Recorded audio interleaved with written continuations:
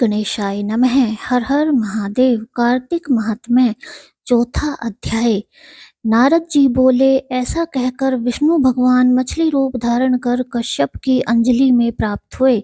उस मछली पर दया करके मुनि ने उसको कमंडल में डाल लिया।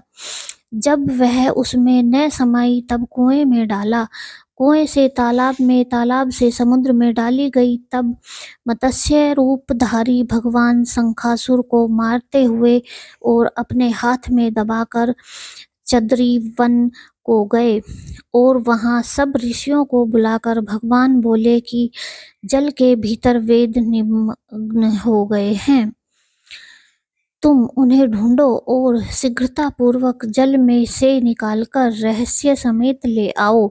तब तक मैं सब देवताओं समेत प्रयाग में निवास करूंगा। नारद जी बोले, तब तपोबली उन मुनियों ने बीज और यज्ञ यंत्रों सहित वेदों का उद्धार किया। उन ऋषियों में से जिसने जो निकाला वह भाग उसी ऋषि के नाम से प्रसिद्ध हुआ। पीछे सब मुनि मिलकर प्रयागराज को गए और प्राप्त हुए वेद ब्रह्मा सहित विष्णु भगवान को अर्पण किए। संपूर्ण वेदों को पाकर ब्रह्मा जी ने प्रसन्न हो देव और ऋषियों सहित अश्वमेघ यज्ञ किया। यज्ञ के अंत में देवता गंधर्व पन्नग गुहा पृथ्वी पर दंडवत कर प्रार्थना करने लगे। देवता बोले, हे देवाधिदेव, हमारी विज्ञप्ति श्रवण करो। यह हमारी प्रसन्नता का स्थान है, इसे तुम वरदान दो। हे रमापते, इन ब्रह्मा जी ने इस स्थान में नष्ट हुए वेद फिर पाए और हमने यज्ञ के भाग प्राप्त किए, इसलिए आपके प्रसाद से यह स्थान पृथ्वी में अत्यंत श्रेष्ठ हो और पुण्य देने वाला हो, और यह महीना भी ब्रह्मा हत्या आदि को दूर कर अक्षय फल देने वाला हो। श्री विष्णु बोले, हे देवताओं, जो बात तुमने कही है यही मुझे भी अभिष्ट है, सो ऐसा ही होगा। यह ब्रह्माक्षेम नाम से सबको सुलभ होगा। सूर्यवंशी राजा भगीरथ यहाँ गंगा जी को लावेंगे और इस जगह पर सूर्य की पुत्री यमुना जी का संगम होगा।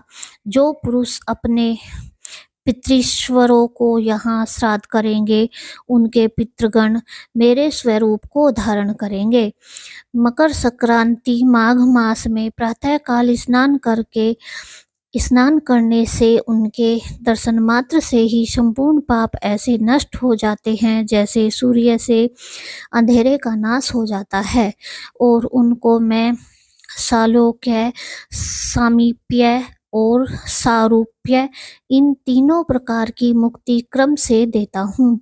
हे मुनिवरों, मैं सर्वज्ञ रूप से बद्री वन में सदैव निवास करता हूँ। जो फल और स्थान 100 वर्ष में मिलता है वह तुमको वहाँ एक दिन में ही प्राप्त होगा।